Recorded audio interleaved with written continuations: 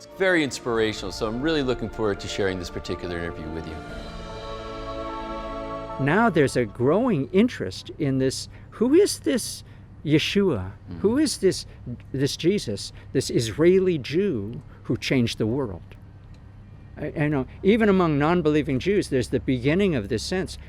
Whether we believe in him or not, that's another thing. Right. But let's be honest, this is the guy who did more to change the world than Sigmund Freud or Karl Marx or Albert Einstein or even Steven Spielberg. Okay, this guy, he's a giant. Okay, so there's even some non-believing Israeli Jews, which is new in this country, that are beginning to say, so why, if we need to know about him, if we want to know about him, why do we have to go to the foreigners?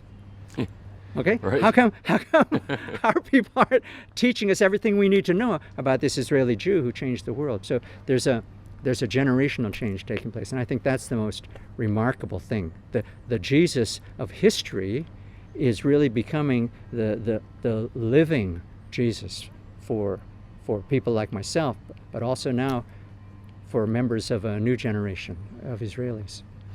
So in summing all this up, is there any words of inspiration that you might have for people who are watching this right now? I would say, for Christians everywhere, we should all realize we're the first Christians in 2,000 years who can come to a nation called Israel, the homeland of the Jewish people.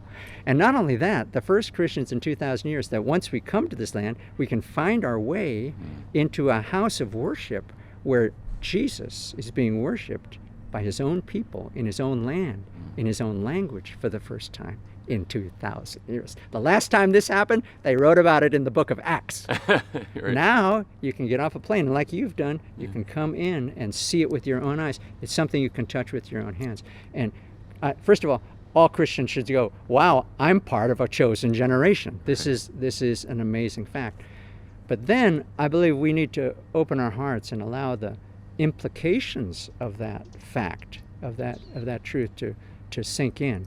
It means that God is in the business, okay, of changing the world and finishing what he started and keeping all of his promises. And it should lead us back into the Bible with renewed interest. And I would also say that all Christians somehow, they need to come here. Yeah. Find a way to come to Israel, see this place, and learn what God is doing here. Well, I've only been here for a few days, and I can't help but agree with you. Okay, that's good. So much so. It's been an amazing experience, and thank you so much for bringing all this to life here. It was an amazing representation and conversation, so thank you for your time today. Thanks, Patrick. It's my pleasure. That's it for this particular interview. Thanks for joining me. Really excited to take this ongoing journey with you as we keep bringing more content. If you haven't already, you really should subscribe to this channel. There's a lot of phenomenal content coming down the road into the future that you'll want to know about. Leave a comment down here. I think people would love to hear from you, and then you can hear from them too. If you liked it, go ahead and give a like. It only takes half a second, and share this with people that you care about. The world needs more light in it right now. So thanks for being with me. Hope to connect with you again soon.